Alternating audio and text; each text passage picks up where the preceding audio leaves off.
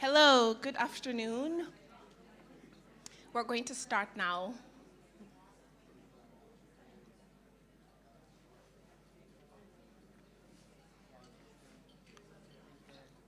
Yeah.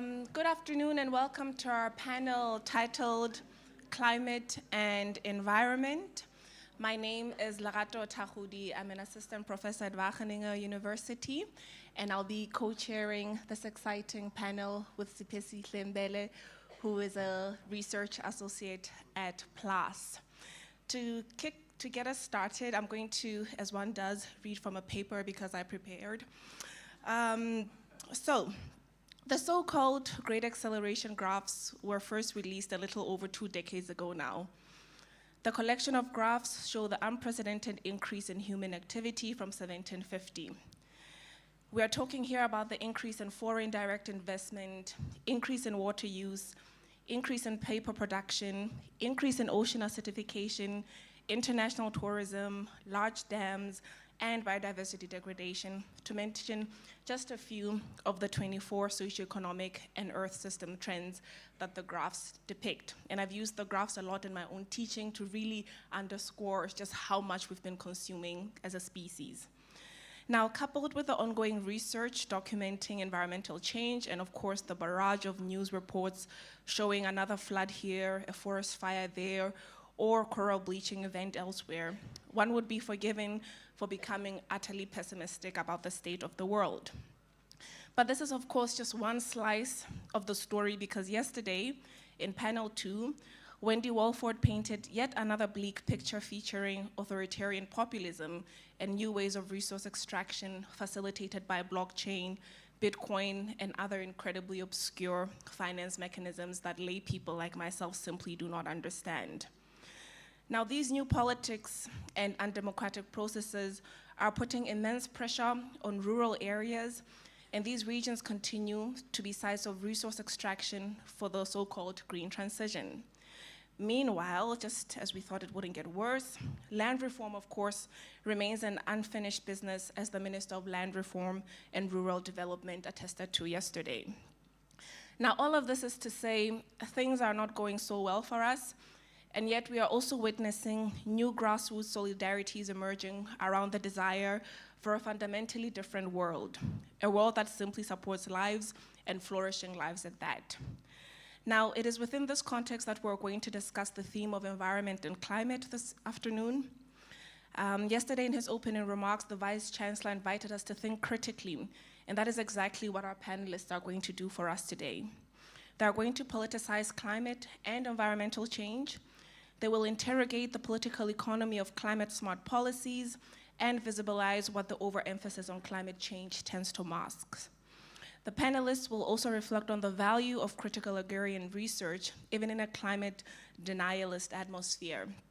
And because, as evident in many of the sessions that we have all been attending, the struggle is far from over. The panelists will then also reflect on the future opportunities through climate justice, scenarios, and of course, activism. I have given them all 4 minutes to give us interventions, and if you've read their works, you know that they are very learned people that can say much, much more. But if they are short, it is because I am keeping time. So before we will start, I'll give Sipe over to introduce our panelists, and then we will start with our Q&A. Thank you very much, Lerato. Before I introduce our panelists, I've been hijacked to say that straight after the session, there's going to be a series of book launches where if anyone has a book launch coming up, they can just go and pin the name of the book there, and each person will have 4 minutes to talk about their book just after the session. My name is Siphesihle Mbhele, and I'm a research associate at PLAAS. And so my role now is to introduce our panelists. We have Dr. James Murombedzi, who's a senior climate and governance specialist at the UN Economic Commission for Africa. He is also a global expert who looks at how land and resource rights affects rural stakeholders in local governance in Africa. Dr. Murombedzi has previously held roles at various international organizations, including the UN Development Programme, the International Union for Conservation of Nature, and the University of Zimbabwe. If we may clap hands for Dr. Thank you. And we have Dr. Natacha Bruna, who is a postdoctoral associate at the Department of Global Development at Cornell University. Her research interrogates the impact of climate-smart industries and initiatives, such as green energy production on rural livelihoods. And most recently, her research has explored the impacts of resource rush on rural life under the context of market-based solutions, such as the production of carbon credits. She has a book titled The Rise of Green Extractivism, Rural Livelihoods Rural Livelihoods and Accumulation in a Climate-Smart World, she's also an associate editor of the Feminist Africa Journal. Thank you. We also have Professor Vishwas Satgar, who is a professor of international relations at the University of Witwatersrand.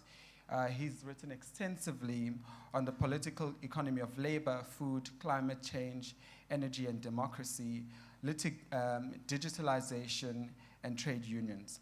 His recent work has focused on digital capitalism and its limits, technotopia, power, and risk. He has an upcoming book in 2026, which is titled Worker Cooperatives and Deep Democracy, which is about next world making from below, and features 148 case studies collected on a period of over 15 years of research. If we may clap hands for Prof. Vishwas. And we also have Laura Perreira, who's a professor in sustainability, transformations and futures at the Global Change Institute at Wits University, and a researcher at Stockholm Resilience Center. Laura is an interdisciplinary personified. She has a background in ecology, law, zoology, and human geography. As a sustainability scientist, her work focuses on the role of futures techniques in enabling transformative change and developing innovative methods for knowledge co-creation in the global southern context. Laura has written extensively about the environmental change and future thinking, and her project titled Future Ecosystems for Africa bring these themes together to unite experts and partners across Africa to build resilient ecosystems, conserve biodiversity, and promote sustainable resource management. Lara is also an Earth Commissioner and sits on the Intergovernmental Platform on Biodiversity and Ecosystem Services Task Force on Scenarios and Models, if we may. And we also have Elizabet Cerqueira, who's an activist from the movement of Rural Landless Workers, or MST, which is a mass social movement formed by rural workers who want to fight for land and land reform and justice in rural areas. She's also a coordinator of the Samora Machel Brigade under the internationalist sector of MST, and she currently works in Zambia on themes of agroecology, education, and popular health. Thank you very much. Thank you very much, Lerato, for that sort of background. Just to get into our question, Dr. James, if we may ask you to set the scene for us around the current politics around climate change and environmental change, as well as current debates on climate change based on the extensive work that you've done on the topic in relation to climate change policy at the continental level, but also globally. But also more so talking to us about what is currently at stake with the current debate on the climate and environment. Thank you, Siphesihle. Good afternoon again, colleagues. So in 5 minutes, what I'm going to try and do is just point out a few of the current trends around the development of the global climate change regime. And in this context, I really want to focus on the narrative which undergirds the global climate governance regime and which conditions the climate response. We have been discussing since yesterday about how, in fact, the climate response itself leans towards, corporate interests and extractivism. But why? What are the forces? What are the factors that, in fact, drive the response to that direction? I think the place to start is really, of course, it would be good to take a long-term historical approach, but we don't have the time to do that. But the place to start would be, to look at the framework convention, the UN Framework Convention on Climate Change, what it actually does, what it seeks to do, and how it operates in practice. The first is to say, the UN Framework Convention on Climate Change is a framework convention in the sense that it is not binding. Since it came into existence as part of the Rio Conventions back in '92, it actually took 4 or 5 years before the Framework Convention developed into its first binding treaty, the Kyoto Protocol. There are several reasons why that is the case, but perhaps one of the reasons which still persists to this day is the fact that the Framework Convention, the Kyoto Protocol, and the subsequent Paris Agreement, in fact, there is no agreement on a decision-making mechanism. So we can have any number of negotiations, but any decisions has to be unanimous because of that lack of agreement on process itself.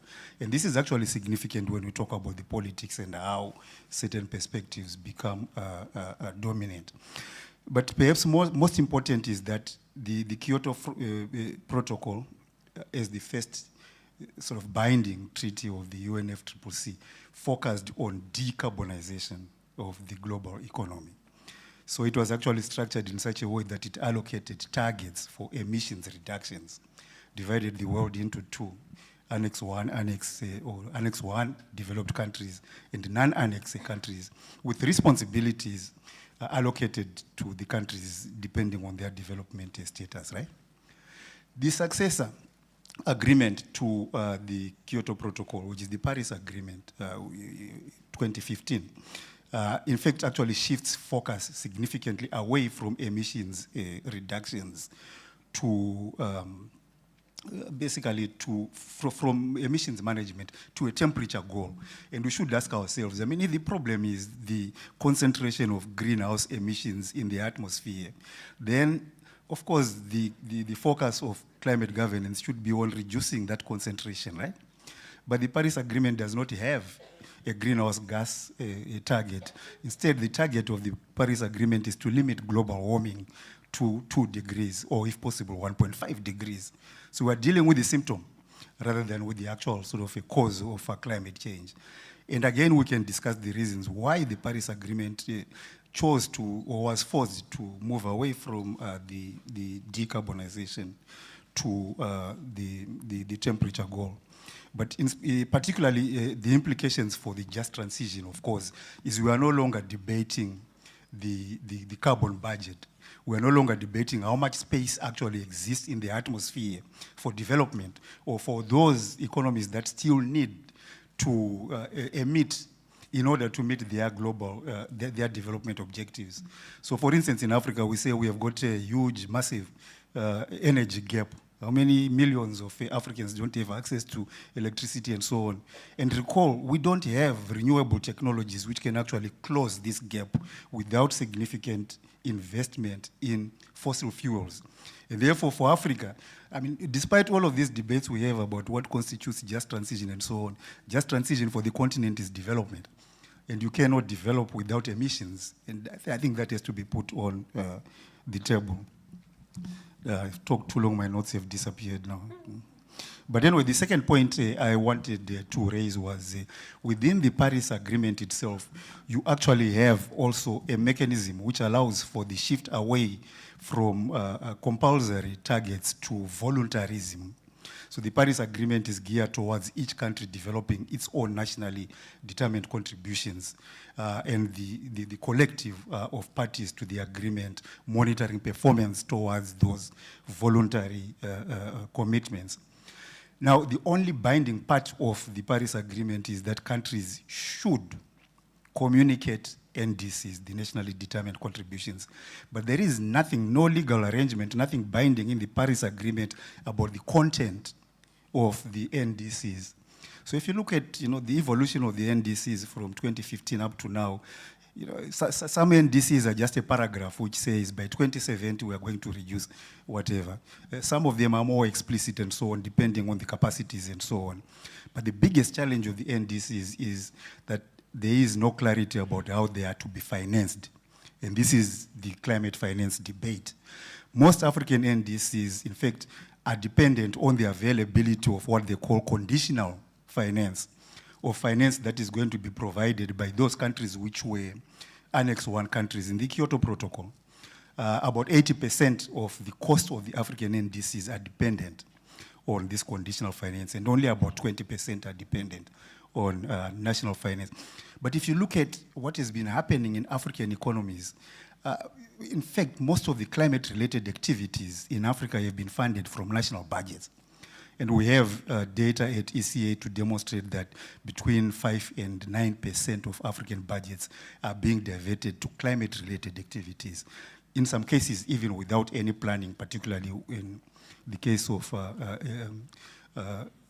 extreme climate events, rapid onset climate events. But also we have evidence to show that this diversion of climate funds from African budgets is actually being diverted from investments in social services. So you could link climate change to declines in health, in the status of health provision, education, infrastructure, and so on. Again, a big crisis. Normally when we talk about the climate crisis, we're talking about the impacts of climate on rainfall and precipitation, but not the impact of climate on social services, on budgets, on the provision, the capacities of the state.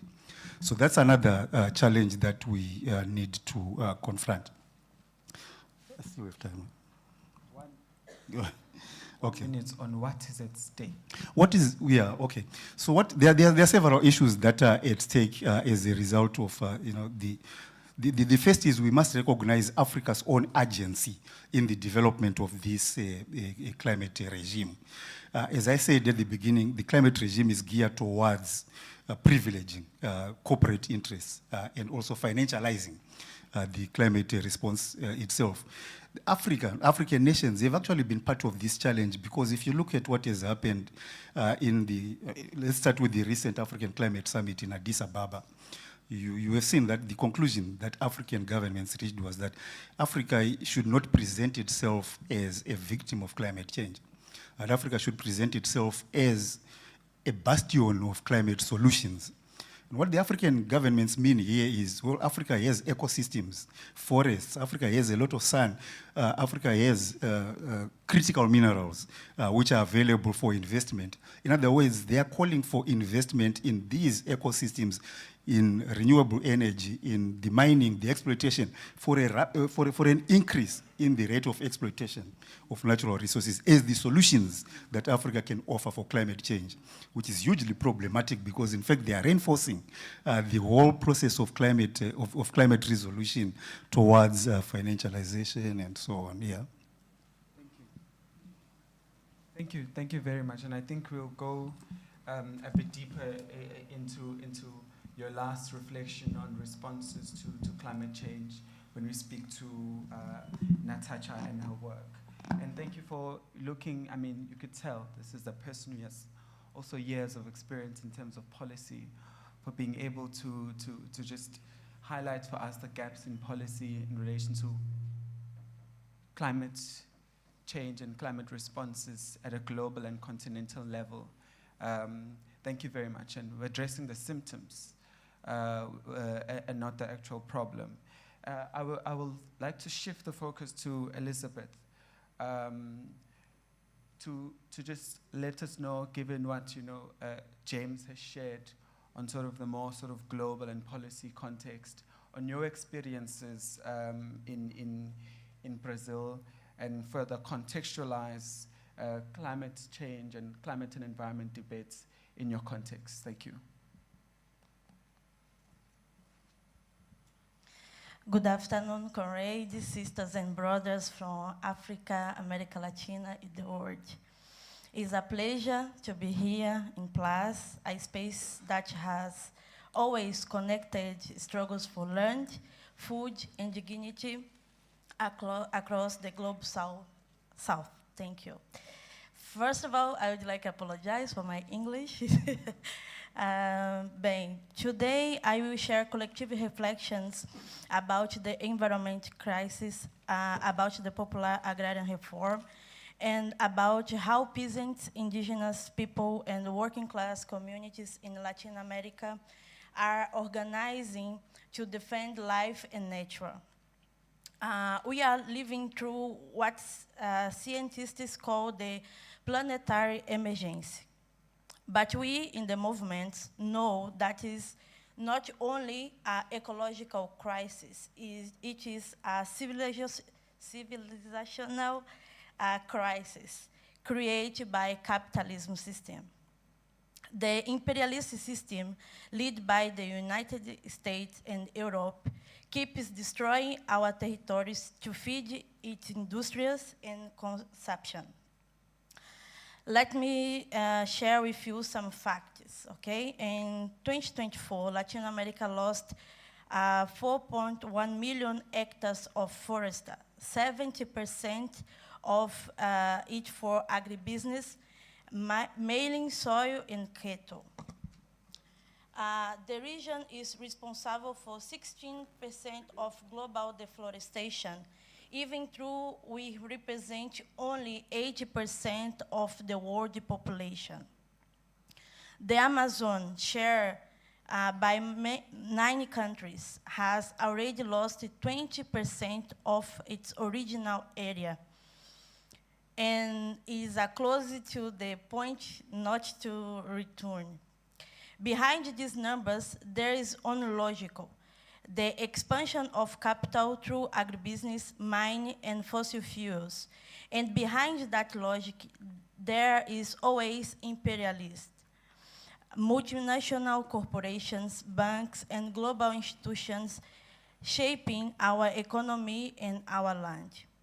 In Brazil, since the formation of its territory, Brazilians' agrarian structure have been organized to maintain the agro-export large stage as an hegemonic force. The agribusiness has been the more responsible for the environment destruction in our country. They are accountable for 74% of the greenhouse gases emission and the main responsible for the deforestation. This means 2 sectors are the heart of the problem: the energy system and the agribusiness model. In Latin America, 80% of our energy still comes from the fossil fuel, especially oil and gas. Brazil, Mexico, Venezuela, and Colombia are among the top 10 oil exporters in the world. While global elites talk about green transition, they keep open new oil fields and the mines in our territories. The same logic happens with food. The region exports rain commodities, soy, beef, sugar, coffee, while 34 million people face hunger and more than 130 million suffer from food insecurity. These contradictions is the result of a system that produces profits, not food. Agribusiness in large-scale mine use most of land and water. They pollute rivers, destroy forests, and expel community. In Brazil, 1 person dies every 2 days in land or environment conflicts.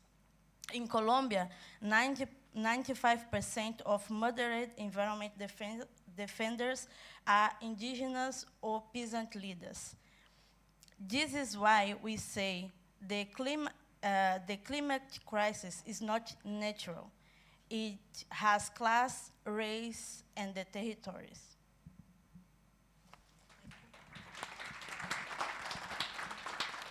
Thank you very much. Moving to Natacha, I mean, we've had inputs from James around the states of climate change and touching around climate responses from a policy sort of perspective. And we are, having inputs from Brazil around, how fossil fuels are continuing to anchor, national economies, and how governments are moving towards, extracting more to be able to feed into their economies. These contradictions existing at the same time. And in your work, you criticize, some of these climate responses and the industries that are rolling them out. We'd like you to just unpack for us some of these interventions and linking them to how the concept of sustainability has sort of been used as an ideological anchor for capitalism and extractivism.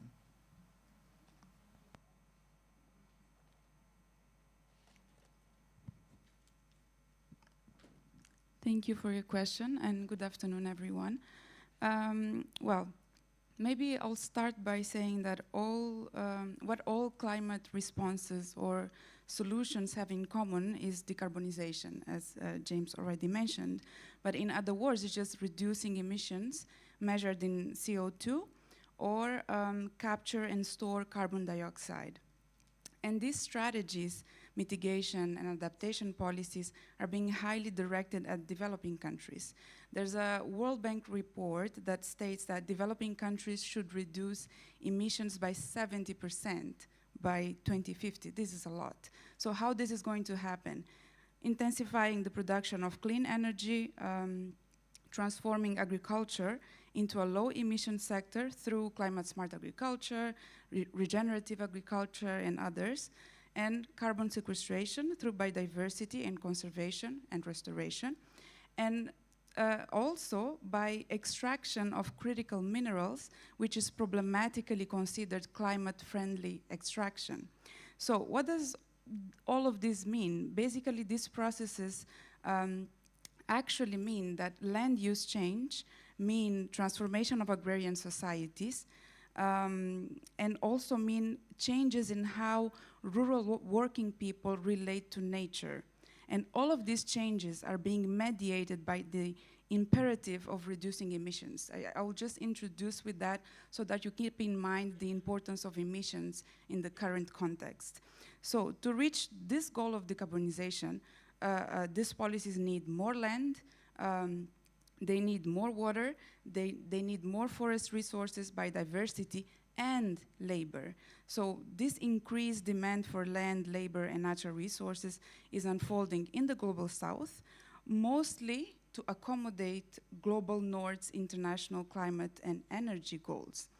And the problem is that decarbonization strategies need or compete with the same resources that are necessary for rural working people's subsistence and social reproduction. So what is happening is actually climate solutions are dispossessing rural working people. And if you look closer at these processes, we understand how extractivist they are. And I'm going to explain, trying to give an example of carbon markets, which is also like a big business right now. So let's think about, if you look at closer at how a carbon offset project implemented, for example, in Zimbabwe, is feeding carbon credits to a tech company somewhere else in the US. We can see here an uneven ecological exchange relation happening. Or when green hydrogen project in South Africa, for example, aims to feed clean energy to some country in Europe, and we see the devastating impacts of both of these examples and what impacts they have in host regions. So on one side, we have devastating impacts, and on the other side, we have climate successes in the global north, basically. So what we are able to grasp, looking at or adopting an extractivist lens is that these exchange relations are asymmetric and unequal. And this is why we call most of these climate solutions green extractivism, because they are operating in this new green frontier of accumulation, which is legitimized by the need to decarbonize and by the need to urgently mitigate and adapt. So what I'm trying to argue here is that it is important to understand the cost of these climate solutions for host regions. And the cost that I will put forward here very briefly, because we have limiting time, is social cost, but also ecological costs. So in terms of social costs, what we see is obviously connected to land and land use change. Both the IPCC and the UNFCCC, they state that changing land use is key for decarbonization. So this means changing ownership, and this means changing control of land. And all of these costs of land dispossession have already been discussed in this conference. I will not go into that. But my point is that even to produce intangibles, such as carbon credits, climate solutions need more land, and they also need more labor. Just to give an example, REDD+, so about 65 million hectares of land in Africa have been targeted by REDD+ projects. This is according to a specific database, and I believe it's much more land that is being targeted by REDD+ and different other climate solutions.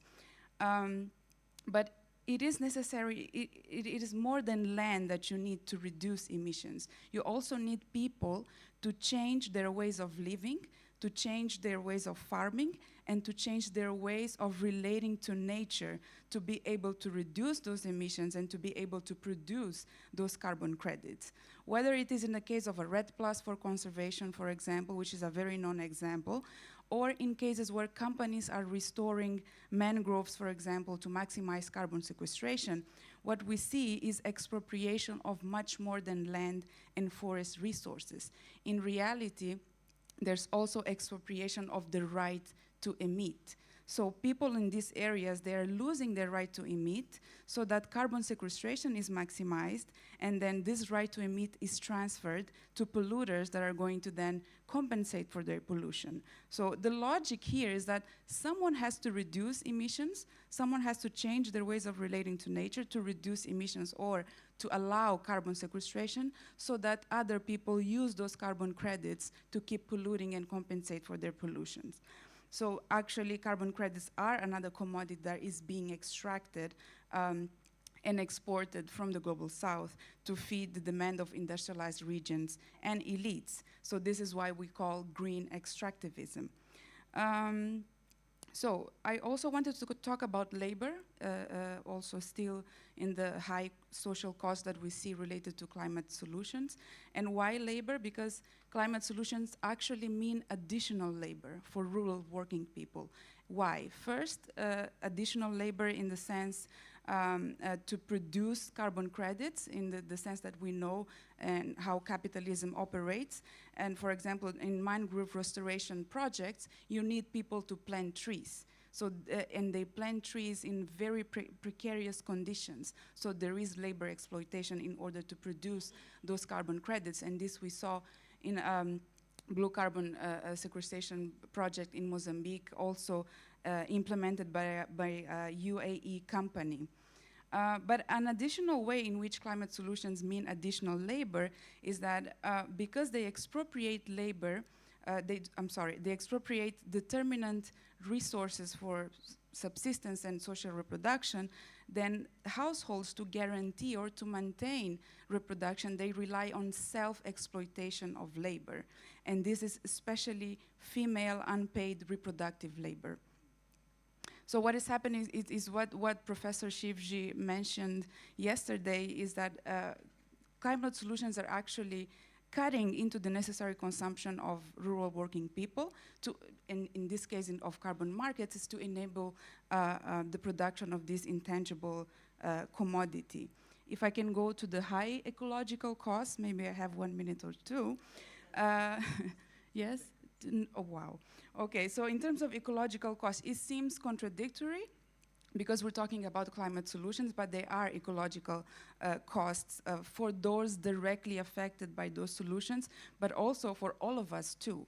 And first I'm talking about environmental degradation caused, for example, by the extraction of transition minerals. We saw examples from Zimbabwe, an extraction of lithium, or Zambia, an extraction of nickel, and how this is causing ecological degradation. But the ecological costs that I would like to underline before they take my microphone is those that go beyond direct degradation. Because the point here is that climate solutions are not meeting the climate goals that they're supposed to.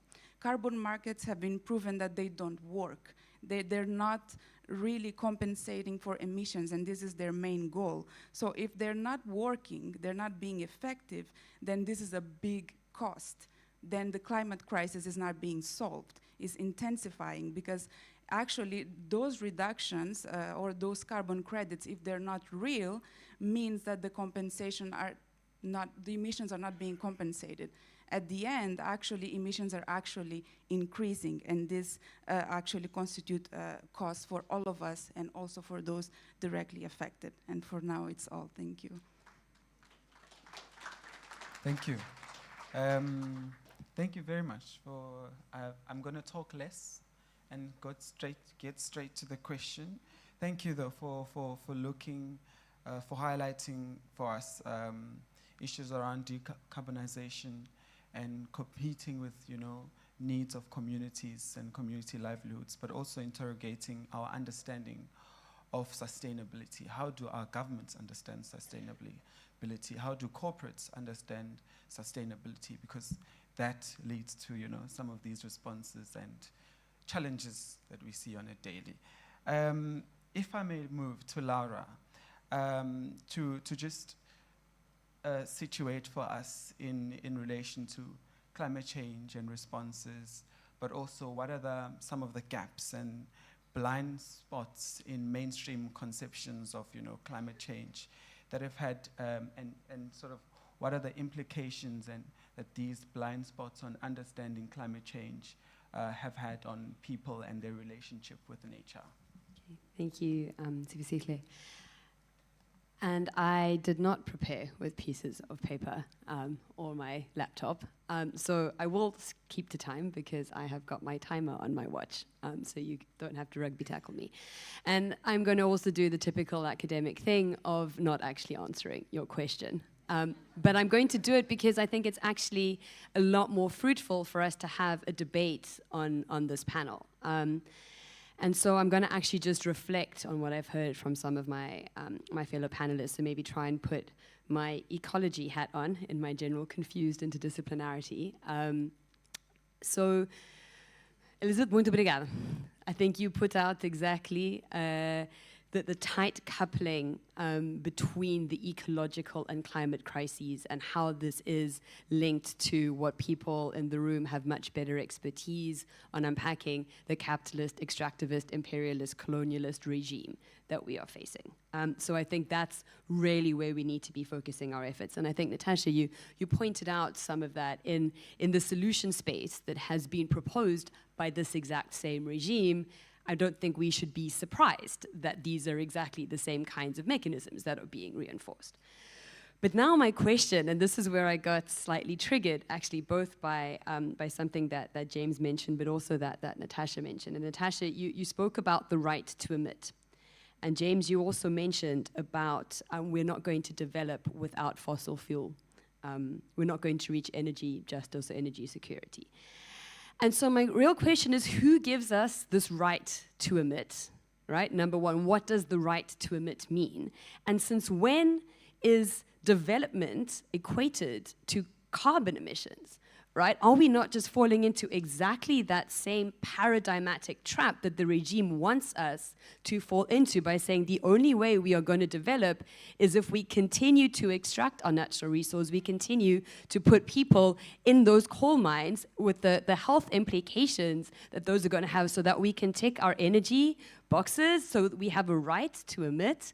I think that's the flawed argument that we're actually making. So this is the blind spot. See, I am going to vaguely respond to the question. That's the blind spot that I really think that we need to put forward, because what is it that we're willing to sacrifice?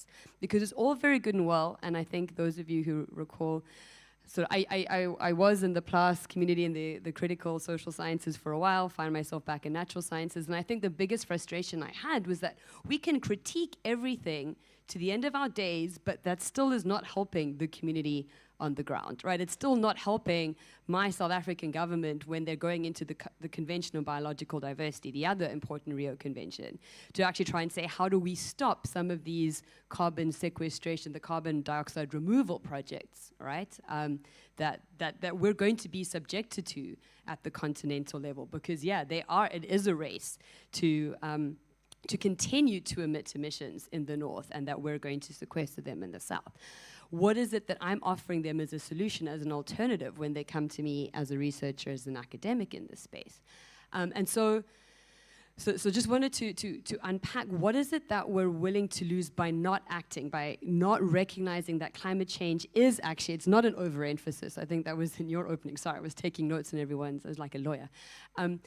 It's not overemphasized. It is the biggest existential crisis that we face on the planet today. And we are already seeing people who are suffering, who are losing their homes, their livelihoods from climate change-induced extreme events, from droughts, etc., and it's going to be exacerbated. So, oh my gosh, all right. I'm going to take an extra 30 seconds because you did take 30 seconds to introduce me. So this is the question, what is it that we're willing to lose? I want to talk about sort of coral reefs, for example, existential threat to an entire ecosystem that we are perpetuating by our right to emit. What right do we have, and what right do we have for those ecosystems to fail, and the livelihoods of 1 billion people that are dependent on them?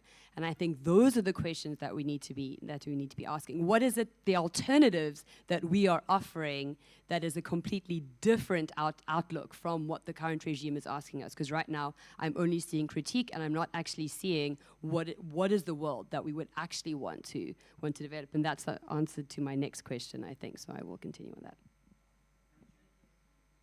Thank you. Thank you very much. Before I get accused of taking time to introduce, let me just get to the question. In your work, Vishwas, you look at the concept of Anthropocene, and you sort of look at how mainstream conceptions of this have sort of almost painted an image that everyone contributes equally to climate change. And you sort of criticize that. But you also say that you're not really rejecting the science of climate change.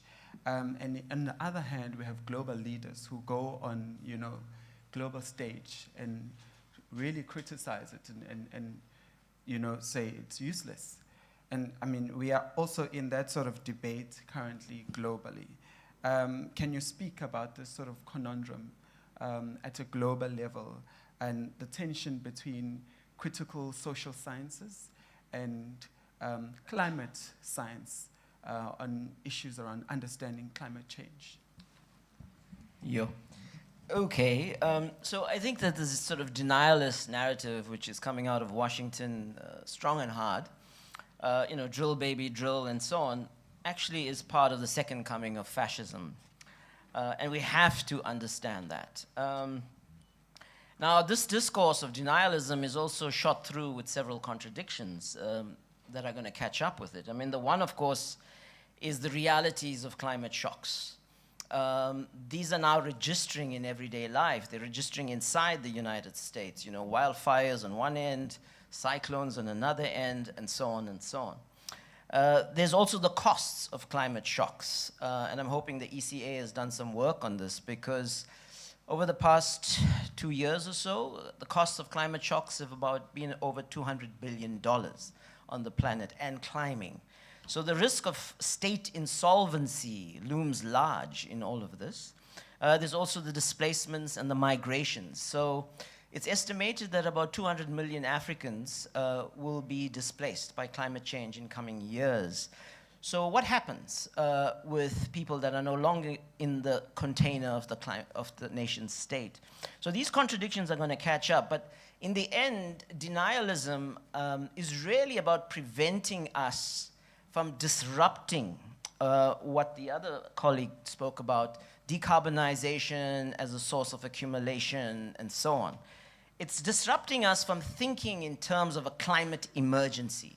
We have to put the planet, we have to put our countries, our communities, our workplaces on a climate emergency footing now.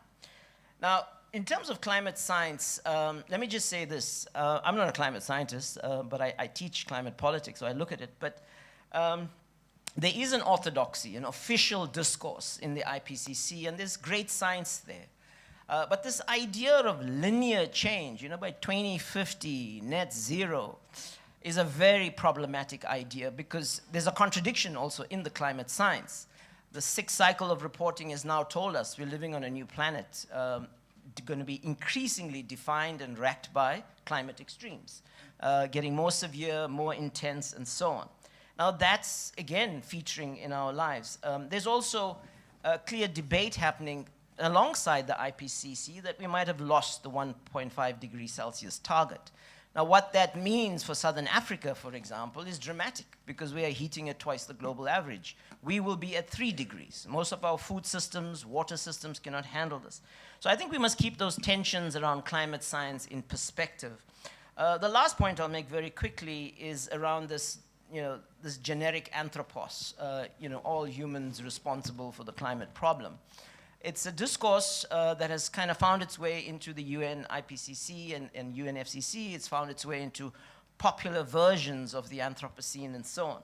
But it's problematic for various reasons, and some of those reasons have been stated already on this panel. The first is it occludes 500 years of history of the binary of nature on one side, society on the other side. And the fact that a civilization has been built based on the domination of nature. And it's that civilization with its extractive systems, its knowledge infrastructures, its imperial politics that has brought us into this mess, basically. So Anthropocene discourse doesn't recognize that. Anthropocene discourse also doesn't recognize what the other chair started with, this great acceleration that's happened since the 1950s. And basically, even oil, coal, and gas has been accelerated for about 150 years. And that's not brought into view, the power of the corporations that wield that, historical emissions, etc. So the Anthropocene discourse takes us away from a justice perspective, in a sense. The last point I'll make about it is that because it individualizes this problem, we're all responsible and so on, it actually creates problems for agency, actually. It actually occludes the fact that there are various forces, and I'm sure many of them are in this room, who want a deep, just transition, who want to accelerate transformation of societies and so on.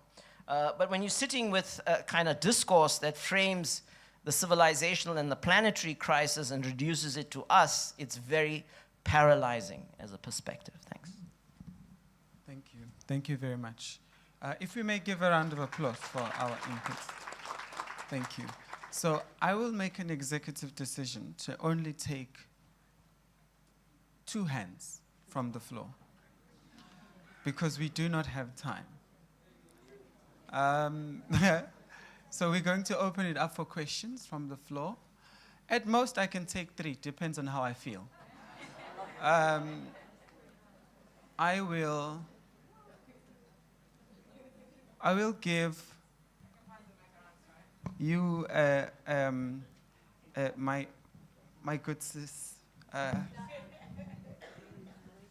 Diane, and then, oh my God, I will give you, sir, a hand, and I will give, let me think about it. Let's succinctly, okay. Very succinctly. Hi, I'm Diane from Cameroon. This is a really powerful panel.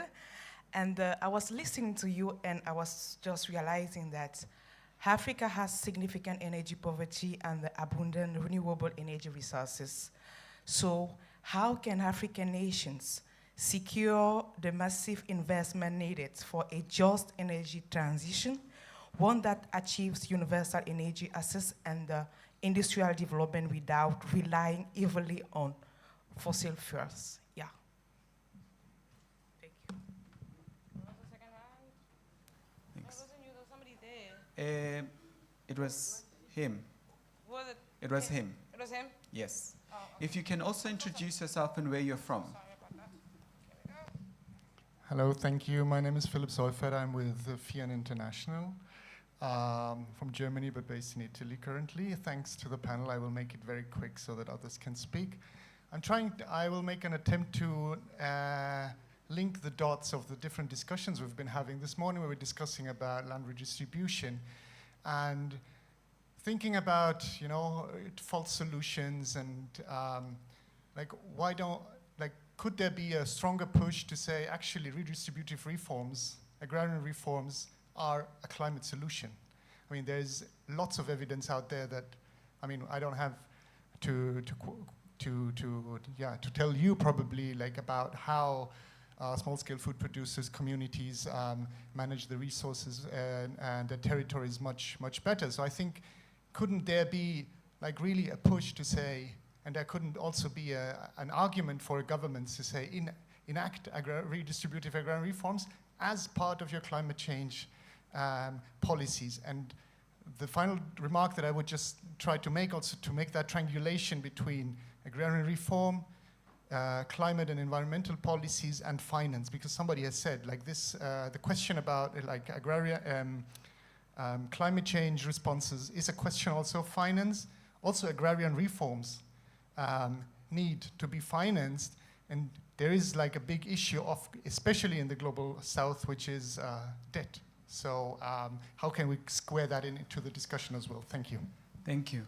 I'll take one question from a person who's not from Africa or from Germany. I'll give the sir behind the cameraman. Are you ready? Thank you for giving me the opportunity, because I'm not from Africa and Germany. So I want to actually kind of add to the first question, which was about we need investments in some spaces to drive change. We also in this conference are critiquing predatory capitalism. We are able to critique climate finance. We are able to critique carbon offset projects. So for this investment, we also as individuals also have some of our pension savings with us, and maybe we can think about all these big pension funds, coming from, big institutional investors. Where do critical political economy thinkers, where do Marxists today see, where are these areas where they can put their actual money so that they can actually, we're not thinking about radical change tomorrow, but right now living with the system, what is that space where you individually put your money tomorrow to say, I don't want to beat the market, but in this system, it's about individualization, financialization of risk. What do I do with the petty money which I have, and how do I put that towards something else? Thank you very much for your questions. I think some of the questions cover some of the responses that we're going to have in the second round of questions and second round of responses. But if anyone would like to take the questions succinctly.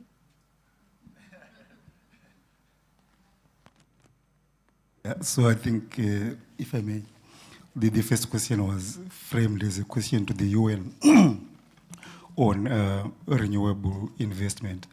I think, and I can link that to the comment that you made about a just transition and whether in fact we should be debating investment in fossil fuels in Africa. The first question, I guess, has to be, it's a bigger question. What is development? How are we defining development? We are not going there, but my point was that, for instance, for all of the ideals that Africa has, if you look at Agenda 2063, if you look at the development plans, ideals around industrialization, infrastructure development, and so on, all of these require massive investments in energy. You are going to produce steel, you are going to, and so, and linking that to the question about the Anthropocene as well, my point was, if we went back to the carbon budget, we still have space to emit for many years before the climate system collapses. If the politics of climate change was actually about development, then Africa would be allowed that space to emit and catch up with everyone else, however we define development. And therefore, there can be no just transition, which actually, and remember, we don't have a model of development without fossil fuels. We don't, in the current capitalist system, whatever you call it. All development that has occurred since the Industrial Revolution is based on fossil fuels. And there is no evidence that renewable energy on its own, in its current state, and given the rate of investment in renewable energy, can drive industrialization at the same rate as fossil fuel based. So this is factual. And so my point is that for us to actually have a just transition, and I understand many of the African civil society have rejected just transition, because transition assumes you are, in fact, starting from somewhere going to another. So they are basically demanding a just transformation of the global system. Just transformation to a situation where you recognize the different contributions that we have made to the destruction of the climate system. And you allow, and there is evidence to show that some fossil fuels, Africa can in fact invest in, excuse me, in natural gas-based energy systems and increase our contribution to greenhouse gas concentrations by only 2%, very minimal. So we have to recognize these realities rather than simply saying that fossils are bad for development. And the second, just one more. The second point I want to make is current investment in renewables, only 2% goes to Africa. And again, we can discuss the reasons why this is the case. But discussing climate, the climate response itself is not going to resolve the investment challenge in Africa. Right? The fact that we receive so little investment is linked to many other issues, the debt crisis and finance flows and all of that. Again, a big debate that we must have. But I think I should conclude this by saying resolving the climate issue itself is not going to resolve the development challenge that is facing Africa, which is why my starting point was a just transition has to be development rather than climate. Thank you. Maybe if I will have one speaker respond, and the other questions actually go into the second round of discussion that we're going to be having. So if you will also allow us to answer them then. One more speaker, and then we move to the second round of discussion. So I'd really like the data on those facts, because they're not facts that I've ever seen, right? So maybe we could talk about that. I think that the question is actually, it comes back to, but you are correct in the energy transition point. In order to transition from somewhere, you need to be. And I think actually what we're looking at across the African continent, outside of South Africa, which actually has a really problematic historical emissions debt that it needs to be paying. So you also can't classify Africa, the continent, as all these other different, and they're very different forms of access to fossil fuels. And if we look at the case from Nigeria, or even increasingly Mozambique, if we think that that's still going to allow energy justice on the continent by extracting fossil fuels, then I think we're also not learning from our history, because Nigeria would be one of the most energy secure countries on the planet, considering the fossil fuels that it has access to, and yet that's definitely not the case. Everyone's running around with generators. So I think what we need to be looking at is a governance question. Is we're increasingly reliant, this notion on development, this notion on the state, this notion on foreign investment, right? Everyone else is supposed to be solving our problems. And yes, in the notion of the Anthropocene, there is an historical injustice. We need to be asking for reparations. We need to be asking for payment for the development, the Industrial Revolution that was not just based on fossil fuels, but was based on the extractivism and labor in the global south. We do not have an external global south that we can colonize and extract from in order to fulfill the exact same development paradigm that the Euro-West did. So that's the failure, number one, in that entire argument. And number two, it's about, okay, but if we get out of that paradigm, what are the innovations that are actually open to us? What is it that we can do? What is this aspirational development that we actually want to create for ourselves that's not dependent on a state, on foreign direct investment from the capitalist regime that we want to change? And I think that's where we should be putting our energy.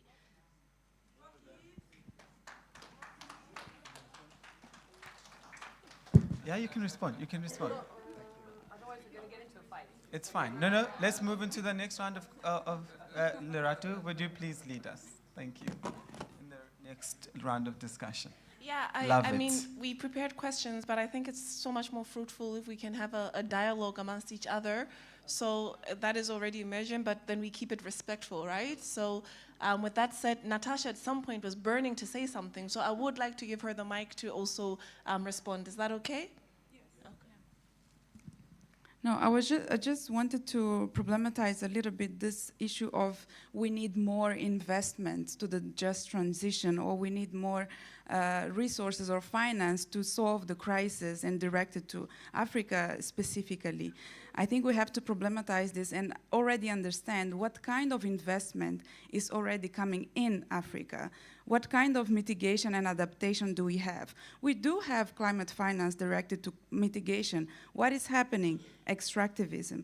We do have already climate finance and inflows coming to Africa for adaptation. It's very little compared to mitigation, but there is. And what is happening? Maladaptation. And this is actually feeding the needs, the climate goals of the global north, and creating more problems, social and ecological problems here. So I will join you talking about the real solution will be paying the climate debt, and not through these existing climate finance mechanisms that we see today, because they're not working. Because clearly and we have scientific evidence, both from social sciences, humanities, and natural sciences, that these solutions are not working. That capitalism has failed to solve the crisis because it didn't even try.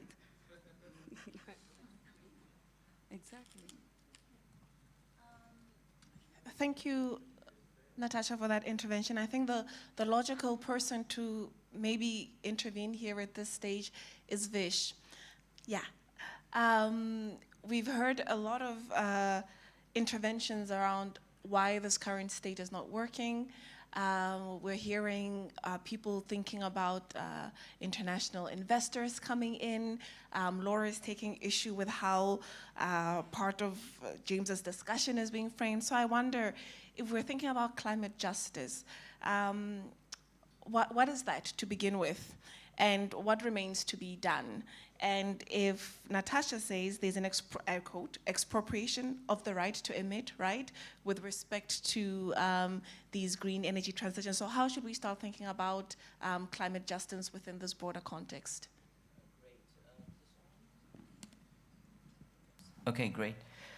So the concept of climate justice is the best thing we have to enter these debates, to actually shift our frame of thinking in transformative ways. And I would argue there's 4 aspects to this that help us. The first is sort of the ethical concerns of climate justice. And the ethical concerns of climate justice relate to historical emissions and who's been kind of responsible for this problem and so on. There's the disproportionate impacts that are now registering and part of everyday life. And again, who's responsible for carrying those costs, etc. There's this idea of procedural justice, so we have voice in these processes. We have multi-generational thinking and voice, etc. And of course, there's also the earth justice aspect to the ethics of climate. We are bringing great harms to this planet. And again, we got to really think about that very delicate web of life. So these are some of the ethical concerns that can ground our conversation so that we don't polarize and have grandstanding, but this is one thing. The other entry point with climate justice is political ecology critique. And we've had 2 very powerful critiques in climate justice thinking. The one is the critique of fossil fuel capitalism. And how this has developed over 150 years, oil, coal, and gas. And it relates to some of the debate that's happening on this panel, to understand the inequities around that, etc. And of course, the politics taking that forward, the conclusions that movements and activists are reaching is phase out. Phase out these fossil fuels, okay? Let's stop further extraction, etc. The other critique is what I would call a polycrisis critique, and Ben was talking about that, where we recognize, and you also alluded to it, around a civilizational crisis, and we place that front and center in how we're thinking about this, which relates to the third aspect of climate justice. Climate justice is a political project. It's to change everything. So we can bring on board the ethical concerns, we can bring on board the critique, but we can also remake our societies, and maybe that's what Lara is reaching for, is that we need a new imaginary to navigate this, okay? And we need new political projects. The political projects of the 20th century are done for, okay? We now need to find new ways forward, and that's what climate justice invites us to do. The last point I'll make about it is that it is about movement building. It is about aggregating our power from below. It is about building solidarities. And I think this is what's crucial about it. And so, you know what? We're all in this problem. It's a life and death struggle. So again, I mean, if we kind of work from this perspective, I'm not saying we must be friends with carbon capitalists, not at all. I'm not saying that, you know, we must buy into carbon nationalism, because that's also a problem. I'm saying that we do have a very powerful perspective that can bring us into this debate differently, but also take us in different directions around it. Thanks, I hope that's helpful. Yeah, that's super helpful, and perhaps Elizabeth can jump in here and tell us, Vish says climate justice is about changing everything. For MST, what does the everything look like? Facing this crisis, capitalism system tries to reinvent itself through what we call green capitalism, then create a market for carbon credits and offsets, then privatize it, the natural, the water, the forest, the air, turning then into business opportunity. Then they talk about net zero emissions, but then continue destroying just for compensation on the paper. And this is not solutions. This is new forms of accumulations in new ways to keep the control of the resources and territories.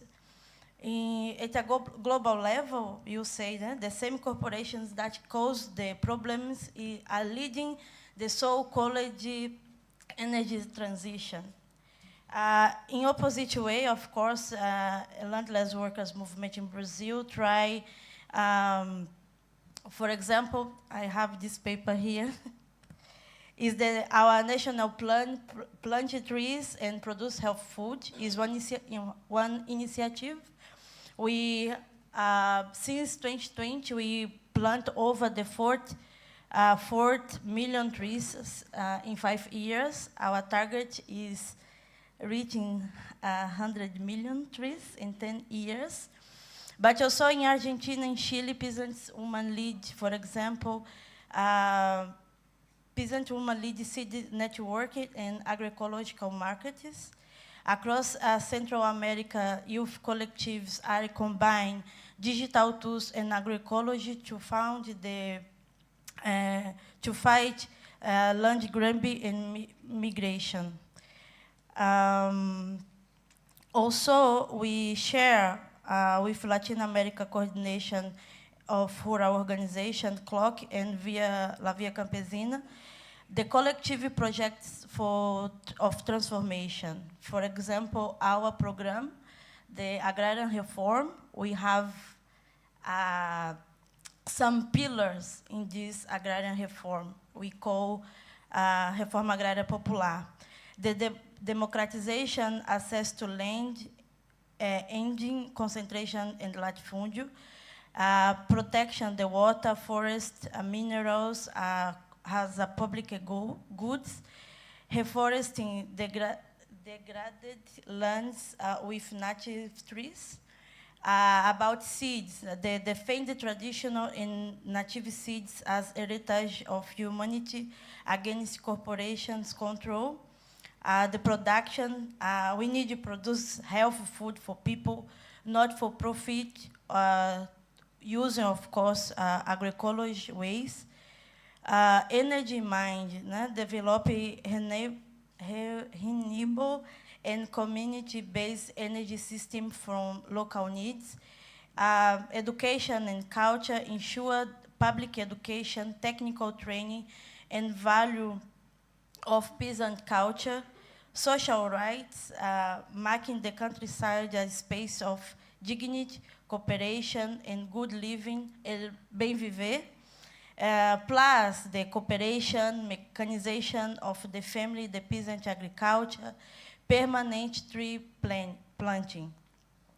This is not only Brazilian agenda. Movements in Cuba, Venezuela, Bolivia, Ecuador, Paraguay, Colombia are advancing similar proposals, combine land democratization, community power, and ecological restoration.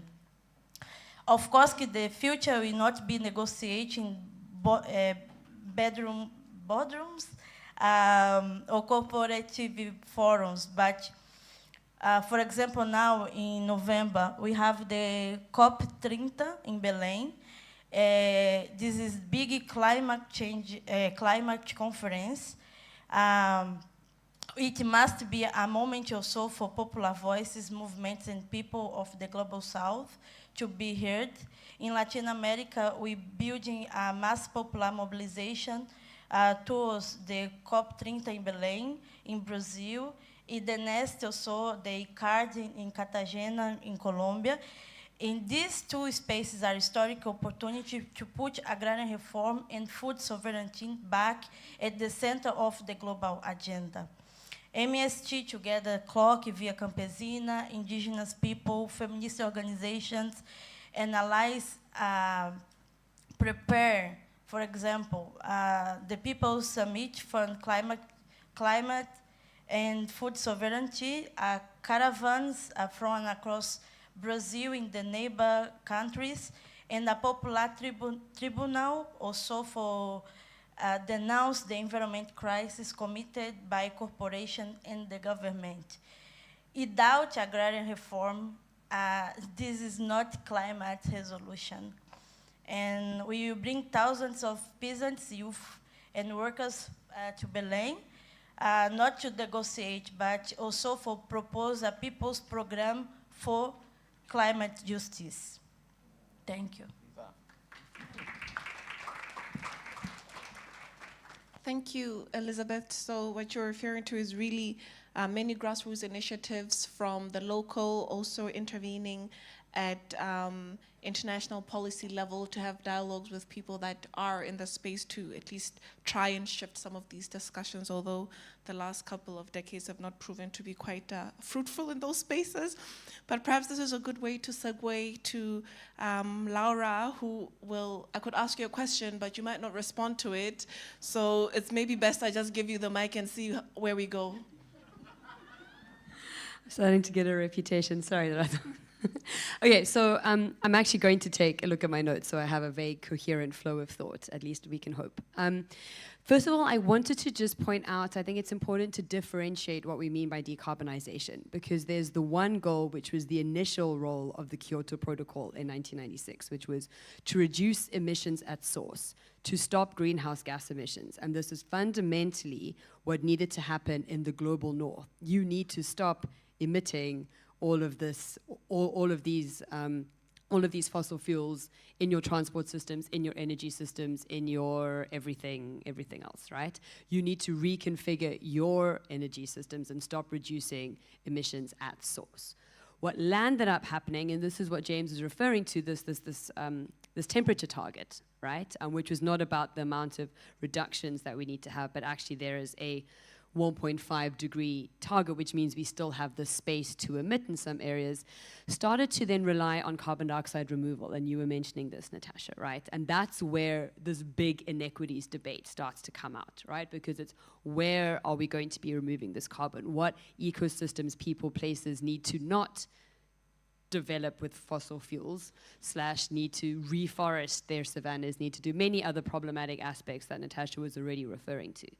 And this is the offset. This is like, we can continue to develop whilst we actually are reducing our carbon over source, we're going to pay you to act as that sink.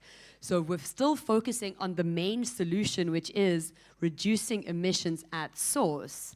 That is where the reconfiguration of the entire sort of capitalist structure needs to come into play, right? Because it's dependent on emissions. And so that's the scary breaking of the system, that if we actually addressed the climate change crisis, we would need to put on the table, right? And I think that's a conversation that I think collectively we really can have. That's sort of the one differentiation I just wanted to make there. And then there's also this question of time and urgency to act. And I've written quite extensively on this, on, you know, sort of many parts of the world that have already reached the crisis, that are already facing the climate change that the models are showing for 2050, and, you know, about the time to take to rebuild those social relations, to not just throw solutions into the mix without actually thinking through things. But unfortunately, we are already sacrificing entire ecosystems, entire peoples. We're not talking about, within the Earth Commission, where we're looking at safe and just Earth system boundaries. For example, we originally had a 2-degree target, and then that was brought down to 1.5 degrees because it's a critical tipping point for fundamental ecosystems like coral reefs, as I mentioned, that 1 billion people are reliant on. We actually had to bring the just target down to 1 degree, and it was literally based on how many deaths are acceptable, right? How much development, how much emissions are we willing to put out there versus the number of deaths that we can directly attribute to climate change, right? So bringing it down to 1 degree, you are still saying we are willing to sacrifice these people for this collective goal. So these are the kinds of justice questions. I think it comes down to sort of Vish's point on the climate justice. I think this is a fundamental ethical question that we need to be asking ourselves. And so these tipping points, this idea of we're already entering a point of overshoot, there is uncertainty in the science. I think the non-linearity is actually fundamentally what science is grappling with right now, is that once you enter some of these non-linear dynamics and tipping points, I can't actually tell you how bad it's going to be. I can just tell you it's going to be pretty bad in multiple different systems. I am going to get onto good things, I promise. So the great inequality, to complement the great acceleration that you were referring to, I think is also something that's important to point out here about the fundamental, the Anthropocene actually is being based on these inequalities and who is actually supposed to be paying the costs that we need to be unpacking. So this comes into a quote that I have from Ivor Hartman, who is a Zimbabwean author who put together the first speculative fiction anthology, and this is where I start to get more hopeful. And he sort of mentions that if you can't convey a vision of the future that you want, then your future will be co-opted by someone else's vision, one who may not have your best interests at heart. And I think that that's exactly the question we need to be asking ourselves around this development that we're trying to see. Whose vision of development, whose aspirations are we actually following? Because right now I can only see it's still based on a Euro-Western US sort of suburban 2.5 kids in a white picket fence, right? That's what you see perpetuated in our pop culture. And I think that's the imaginary that we need to reconfigure, because that's still based on the current existing power structures telling us this is what you need to aspire towards. You need to eat your KFC. You need to sort of get your job in the city. And so that is the biggest lie that's been sold to us, is the development we aspire towards. So if we break that paradigm, what are the types of solutions that we can think through? And what is actually not just about looking forward, but actually recognizing the multiple knowledge systems, histories, cultures, different ways of being that have been pre the Enlightenment bifurcation of nature and society. That was actually how we lived together and lived in nature in fundamentally different ways, because I think that's the solution to this poly-crisis that we're facing. But we have to break those paradigms first. We need to allow our imaginative creativity to think through what could it look like if we're no longer following this development paradigm, right? State-led, top-down, this is what you shall do. The world becomes your oyster, just opens up so many different possibilities. And many people and many of the organizations, even that Elizabeth was talking to, are already living those types of futures. And I think that's the aspiration that we need to be looking for. Yeah, thanks, Laura. I'm aware of time. We have about 6 minutes before we have to stop, but I assume we have the room a bit longer, but if you have to sneak away, please feel free to do so. I will steal a bit more time. I'll take the liberty to do so and ask just 2 more questions to James and to Natacha. First, I'll start with James. Laura just talked about decarbonization in the global north, going back to the vision of reducing emissions at source, and also thinking about our own visions, because if you don't have your own, somebody else is going to give you theirs, and then, well, you're living somebody else's dream.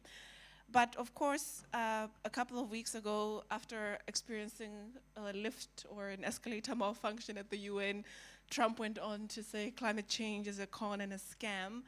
And of course, this created a lot of public hoo-ha. It was reported everywhere, but it's not the first time he says this, and many other presidents and leaders have said similar things, including Bolsonaro and the Philippines person whose name has now escaped me. But within the midst of all of this, like all these sensational remarks, of course, the media covers it. We get caught up in that media furor.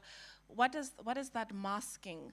And I think also importantly, also perhaps to Laura's point as well, how are African states strategizing within this global antagonistic agenda? What is the vision that African states are presenting at the moment with respect to all the issues we've been discussing today, and also importantly with respect to climate justice in the way that Vish framed earlier? Yeah.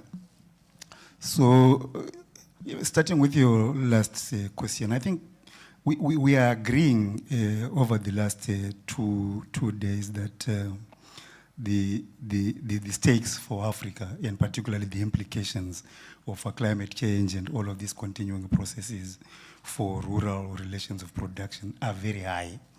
Now, and part of the reason why they continue to be high is precisely because of the articulation of Africa into the global economy. And I think this explains the ways in which African strategies cannot be disengaged from the global relations in which Africa finds itself. So I wouldn't imagine that African governments have got that much space to strategize outside of that system, although they do. And this is why I concluded earlier on that if you look at African agency as expressed, for instance, in the Africa Climate Summit, in all of those places where Africa is present, Africa is actually reinforcing extractivist models, responses to the climate challenge. The first part of your question, so I think it's important also to note that the USA has never actually been party to any binding climate agreement. Never. It's not something that starts with Trump. So the US never ratified the Kyoto Protocol, along with many other countries, Australia, Russia, Canada, and so on. But the US also never fully ratified the Paris Agreement. And this is also the second time that Trump is withdrawing from the Paris Agreement. Perhaps what is instructive is what he said in the first withdrawal, and not what he said when he was angry about the teleprompter. In the first withdrawal, Trump said Pittsburgh, not Paris. You remember? So Pittsburgh is the industrial zone in the USA, now perhaps part of the Rust Belt. But what he basically meant was he was prepared to protect the interests of the fossil interests of US capital rather than the decarbonization interests of the Paris Agreement. And I think this reinforces the argument that we are making here, that the climate response itself is faulty and it needs to be questioned because, in fact, it is being driven by the interests of our capital. Thank you. Yeah, well, thank you. That was very succinct. That's very appreciated. Before we go to questions, I have one last question because we're scholars, we're scholar activists. There's a lot of young academics in the room who are, perhaps money will fall into your lap tomorrow when you think about an amazing project. And I think Natacha could help us think about that amazing project. What questions are still missing? What questions do we still need to ask with respect to everything that we have discussed today?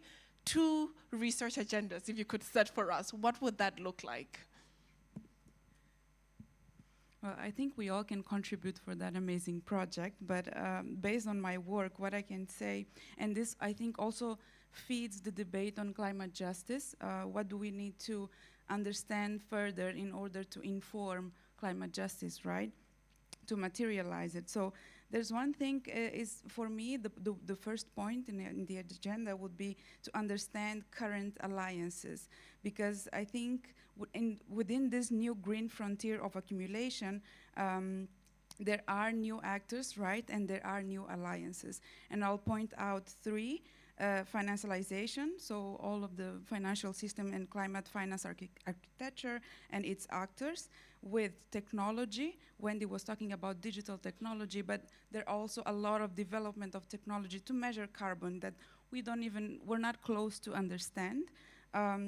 But also the role of scientific knowledge in supporting this new green frontier of accumulation, because there is no green extractivism without the support of climate finance. There's no green extractivism without the support of universities producing scientific knowledge to support of research and digital technology. So these alliances, it's not just state capital alliance, we have new actors, and I think it's important to think about these actors, think about this alliance, reflect theoretically, analytically, in order to be able to strategize accordingly.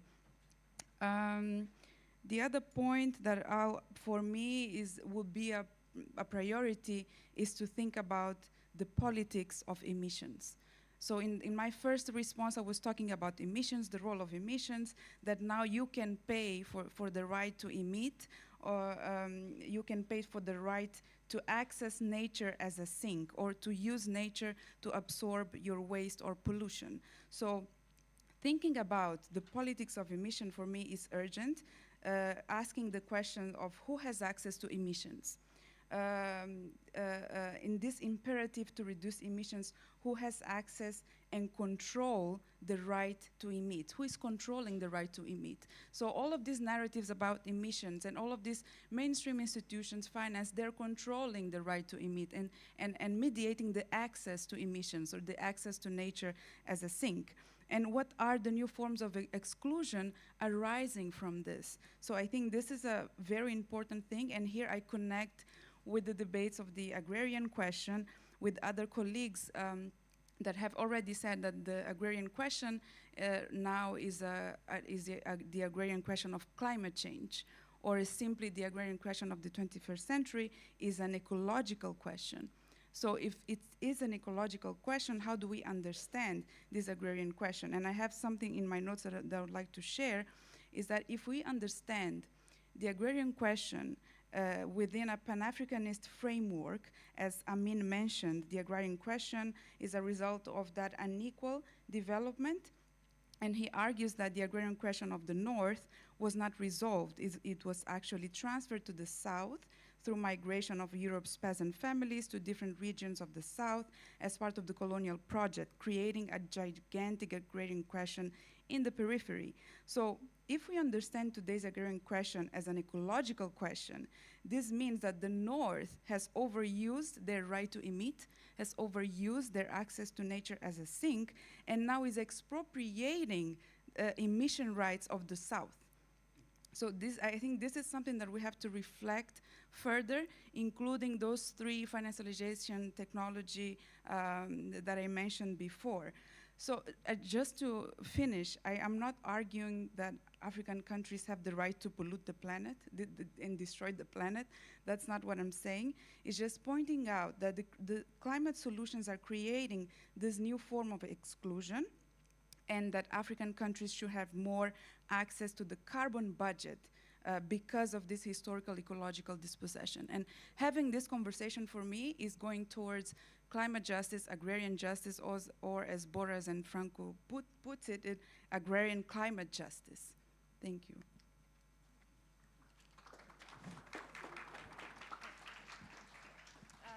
Thanks, Natacha. If you have a lot of money and research funds lying around, there you have it, some questions that could be posed as potentially compelling projects that can take us to ICART plus 20 next year. So in closing, we will take a few hands. I know you've been burning to ask a question, so over to you now.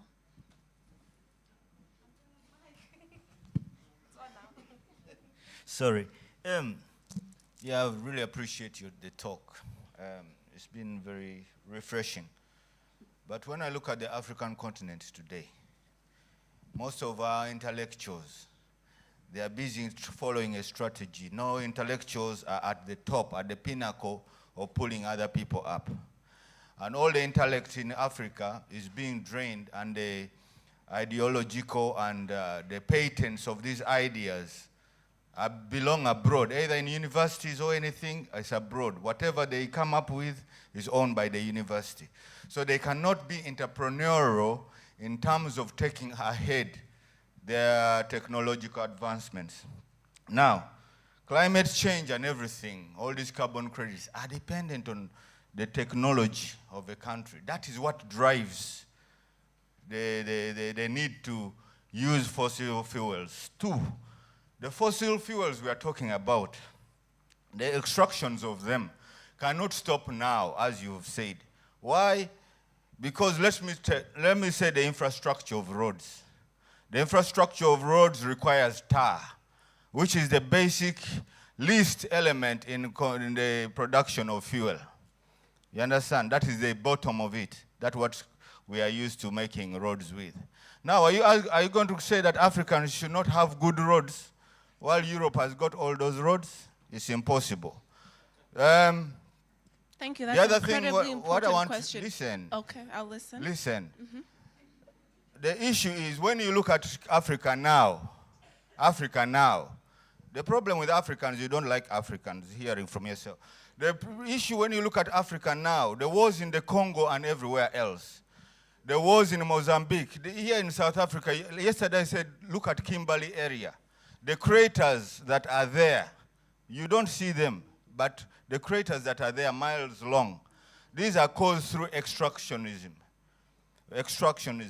And all these things pollute the environment. We don't talk about this, and yet they come and purchase lands over here. What I want to try and say is that, where are all these, why are they fighting in Congo now? They don't care about the killing of lives. We don't talk about that. We are talking about Palestine and Ukraine. We don't talk about the millions that are dying in Congo. You understand? Because they are irrelevant. The issue is, in their irrelevance, they are the ones paying for the lithium, the tin, and everything. That is why they are dying. And the fight, what they should be using for their own enterprise, is being used, extracted, and taken abroad. None of this lithium is used in Africa. Yeah, anyway, what I'm trying to say, the injustice in regards to access of these resources, as the young lady says, is real and alive. Thank you.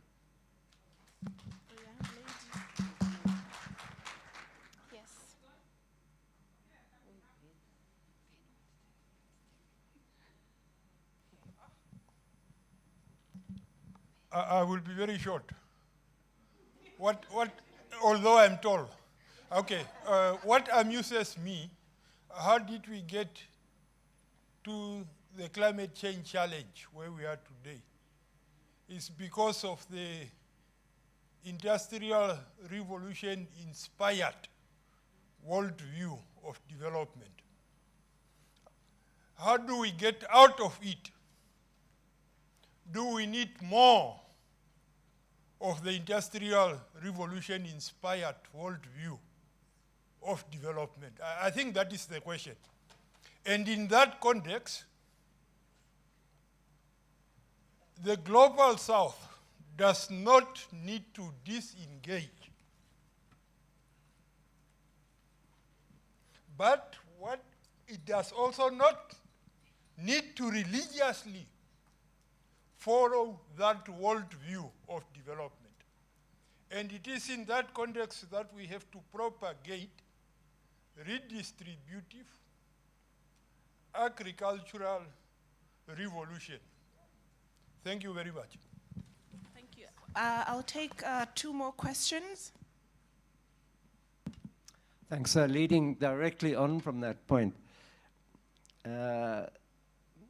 given the industrial model, given global capital, Africa is not developing. Africa is being left behind. Africa is a poor place.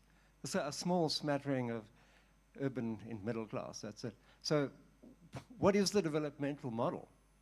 I think Laura has raised this question, the last speaker has raised this question. Is it the old industrial style development model? Well, you know, it uses vast amounts of not only fossil fuels, concrete, steel, skyscrapers, roads, cars, ships carrying goods around the world. The whole model is unsustainable. What is our vision for an alternative development model? If it's based on African realities, it's going to be a model of a very hard existence. It's not a model based on wealth. It's a model based on the equal distribution of quite a hard life. Is that inspiring, or is that a complete turn-off? So to turn to speculative fiction, Ursula Le Guin wrote a utopian novel called The Dispossessed about people, anarchists, who go and live on another planet. It's actually the moon. It's a very hard existence. They send minerals back to capitalist Earth, but they live a very hard life. It's free, it's equal, it's democratic. They choose to live there. It's not one based on the American consumption model. It's a very different one. Maybe we should start developing this alternative. And maybe we should acknowledge that development's never been a linear process. So David Graeber and David Wengrow, in their recent book, The Dawn of Everything, point out that there were hunter-gatherer societies who dabbled in agriculture and then turned away from it. It was too much like hard work. Why should they do that? It's not a linear thing, actually. We can choose how to live a good life, even if it doesn't involve lots of material possessions. It's a good life. It's a sustainable one. And that, whether or not the Earth can sustain its current population with a very different kind of lifestyle is another matter. And how we get there, who knows? But I'm just saying the question of development, our vision of development, has to be questioned at this point. Thank you. And one last question from the side of the room. If not, then we will answer the 3 questions.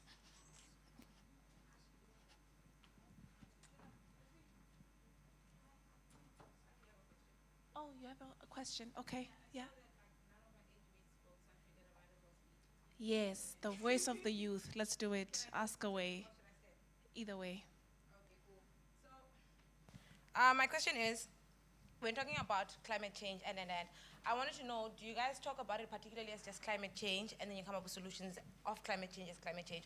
Or do you talk about it intersectionally? You know how like there's so much that goes on about certain things. I'm a law student, so I don't talk about the law as the law. I talk about it with history and politics and all of those things. So I want to know, with the solutions that are coming out and the conversations that are going on, is it just climate change, or do we consider even the historicity and the laws and all of these corporations and how the policies will come about? Secondly, I think I'm in line with the same conversation of development, because I'm hearing that the road forward is industrialization, and I'm going, but who said that? I often argue that we are living in somebody's imagination, and currently we just succumb. A lot of us conform and I want to ask that right now in the world that we're living in, because the world is supposed to be a product of us, how are we producing this world? Are we just products of this world? And if so, why? Because we keep saying there's so many issues, then why is it that we still envy or push forward as such? Even when we're talking about Africa, we talk about Africa developing to what? What's the standard? Is the standard Europe? Are we trying to make Africa a mini Europe? And if so, then why? But I'm just asking this, I'm asking this because I'm still fairly young, and if I get to live long enough, I might have to come back to this conference as the chair, and I'm saying, oh, we have this issue, but we discussed it 30 years ago. So I'm just saying, hi, thank you. Thank you very much. I will give Laura.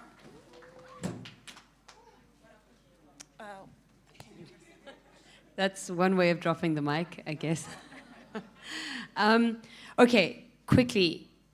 I think the first question around roads, infrastructure, investment actually ties in to Ben's point and the question on, if not the development model that we've had post-industrialization, what is it that we actually want? And that's an intersectional question, because it's about world building, it's about imagination, it's about development is an existence, it's relational, it's about our laws, our structures, our economies, etc. And so the question that I was supposed to answer, I think, actually spoke a little bit to the problem that we've had is, you know, we're relying on the system that created the problem to solve it, right?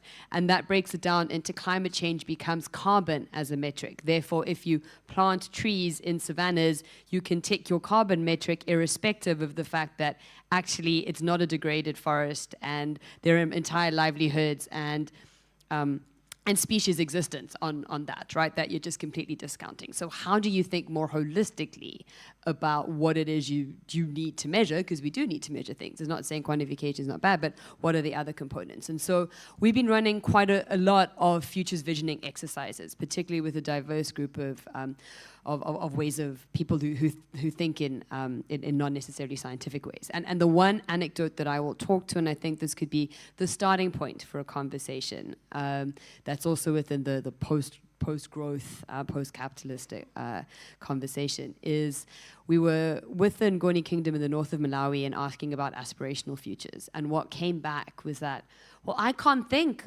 of an aspirational, preferable, desirable future from this moment.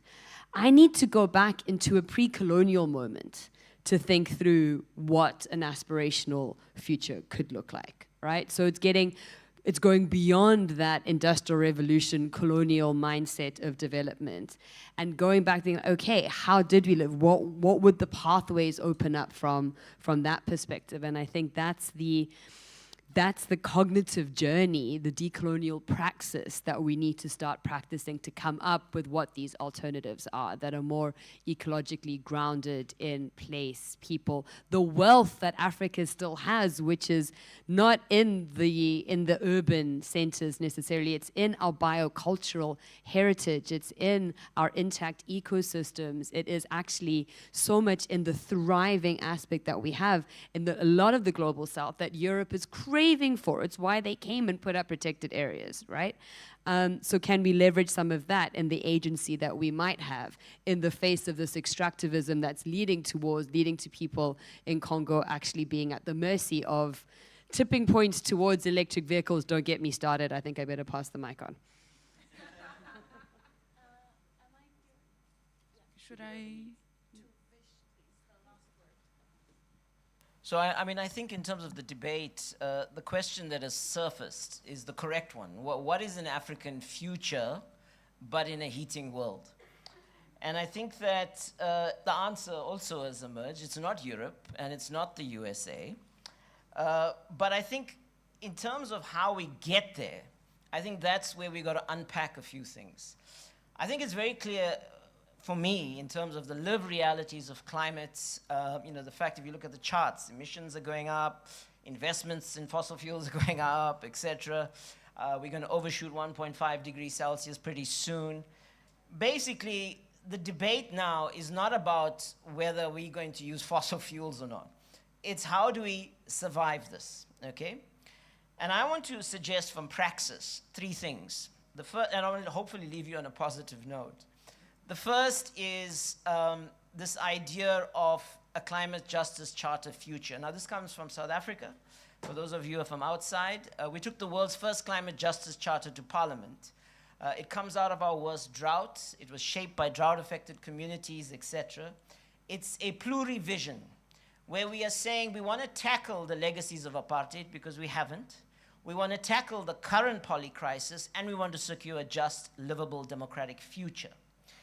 Now, that charter is something that's our lodestar for how we are advancing climate justice. The second point I want to make is a big idea that comes out of this charter, and it's a call for a climate emergency social contract for our society, okay?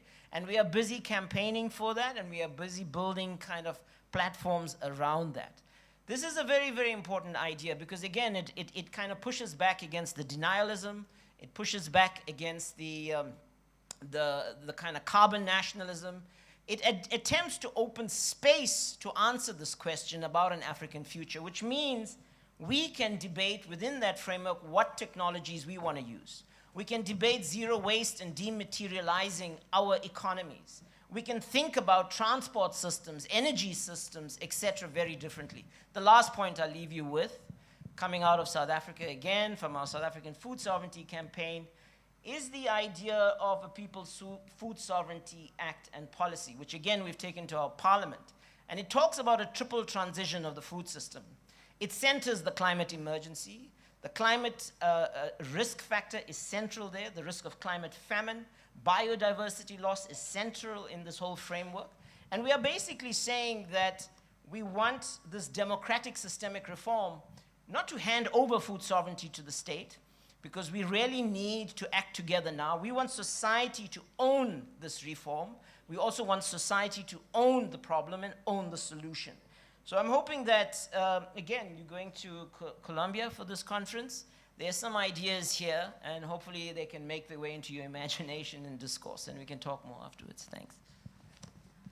Thank you for your patience, and thank you very much. A round of applause to our panelists for the engaged discussions. I think we ended on a positive note. I don't want to ruin that just before dinner, so we leave it there and we convene again tomorrow for the last day.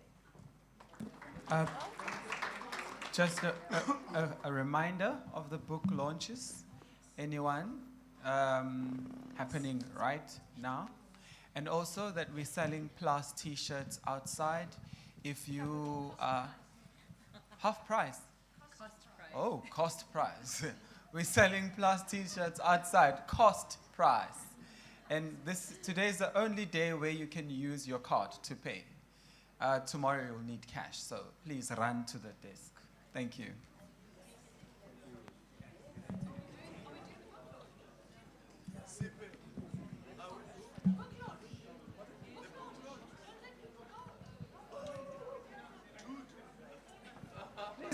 Please don't go. We're having a book launch. Yeah. Please. My book launchers, please come up. Oh, picture.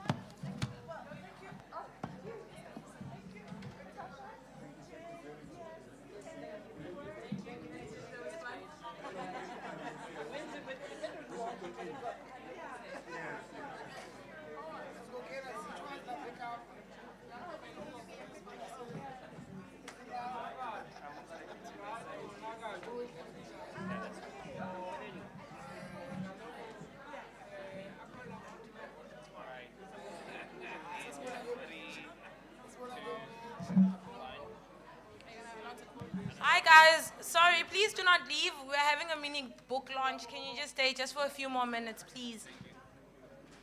Where's the other persons? Who are the other persons? I don't know who it is.